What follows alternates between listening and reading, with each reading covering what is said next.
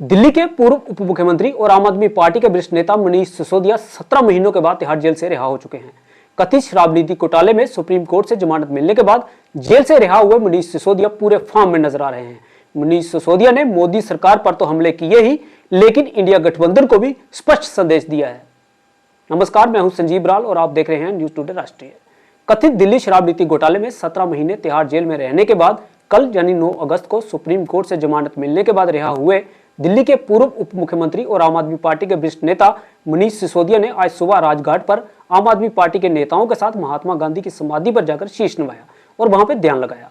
इसके बाद मनीष सिसोदिया ने हनुमान जी के मंदिर में जाकर पूजा की।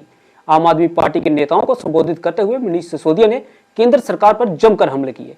मनीष सिसोदिया ने कहा कि तानाशाही का अंत हुआ है और देश में संविधान की जीत हुई है। आप नेता और कार्यकर्ताओं को जनसभा में संबोधित करते हुए मनीष सिसोदिया ने कहा कि बाबा साहब अंबेडकर के दिए हुए संविधान की बदौलत कल हम पर भगवान की कृपा हुई है। मनीष सिसोदिया ने कहा कि बाबा साहब भीमराव अंबेडकर ने 75 साल पहले ही ऐसा अंदाजा लगा लिया था कि कभी न कभी इस देश में ऐसा होगा कि तानाशाही बढ़ जाएगी।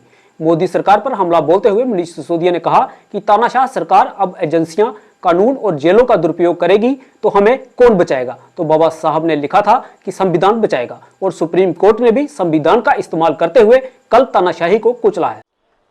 और मैं समझता हूं भगवान की कृपा, बजरंगबली जी की कृपा हम पर कल हुई बाबा साहब के दिए हुए संविधान की बदौलत। बाबा साहब ने जब ये मुकदमे की सुनवाई चल रही थी, मैं बहुत ध्यान से सुन रहा था, पढ़ रहा था, पूरी डिटेल ले रहा था वकील साहबों से। बाबा साहब ने 75 साल पहले, करीब 75 साल पहले अंदाजा लगा लिया था कि कभी कभी ऐसा भी होगा, हम लोकतंत्र का संविधान बना रहे हैं, लेकिन कभी कभी ऐसा भी होगा कि इस देश में तानाशाही ताकतें आके आतंकवादियों और ड्रग माफियाओं पर लगाए जाने वाले कानून को आम आदमी के ऊपर लगाएंगे, व्यापारियों के ऊपर लगाएंगे, विपक्षियों के ऊपर लगाएंगे। तो उस वक्त उन व्यापारियों को, उन आम आदमियों को, उन विपक्षियों को कौन बचाएगा? तो बाबा साहब ने पहले ही लाइन जोड़ दी थी, संविधान बचाएगा। यही भगवान की कृपा है। कौन बचाएगा उनको जब तानाशाह सरकार अपना जुल्म करेगी, एजेंसियों का दुरुपयोग, कानूनों का दुरुपयोग करेगी, जेलों का दुरुपयोग करेगी, तो कौन बचाएगा? 75 साल पहले उस महान शख्सियत ने लिख दिया था कि मैं ऐसा संविधान दे रहा हूं कि तुमको संविधान बचाएगा। आज हम संविधान के बदौलत खड़े, संविधान की ताकत से यहां पे खड़े हैं।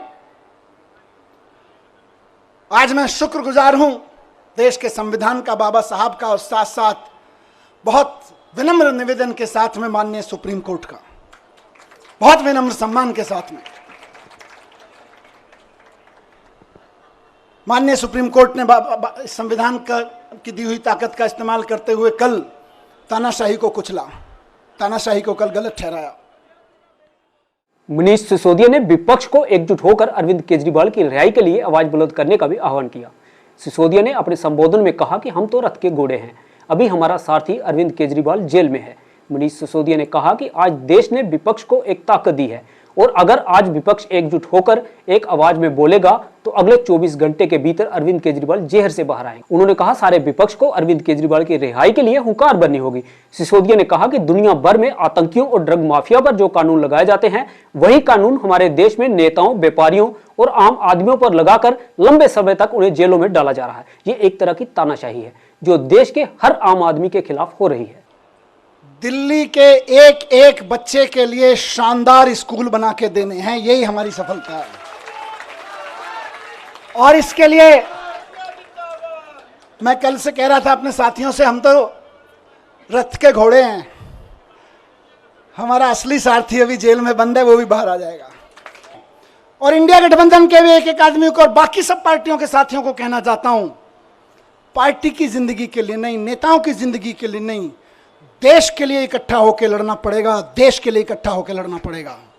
और आज कह रहा हूं इस मंच से कि अगर देश के पूरे विपक्ष के नेता पूरी ताकत से एक बार हुंकार भर देंगे तो आज देश में वो माहौल है कि अरविंद केजरीवाल जी 24 घंटे के अंदर बाहर आ जाएंगे। अगर देश के विपक्ष के नेता एकजुट होकर हुंकार भर देंगे तो केजरीवाल जी केवल और केवल 24 घंटे के अंदर जेल से बाहर आ जाएंगे। मैं आज लिख के दे रहा हूं आपको। लेकिन इकट्ठे होकर करना पड़ेगा। ये मत सोचिए अभी तो केजरीवाल जी गए, जब हम पे आएगी तो देखेंगे, नहीं, सब पे आई हुई है, सबको इकट्ठे होकर लड़ना पड़ेगा।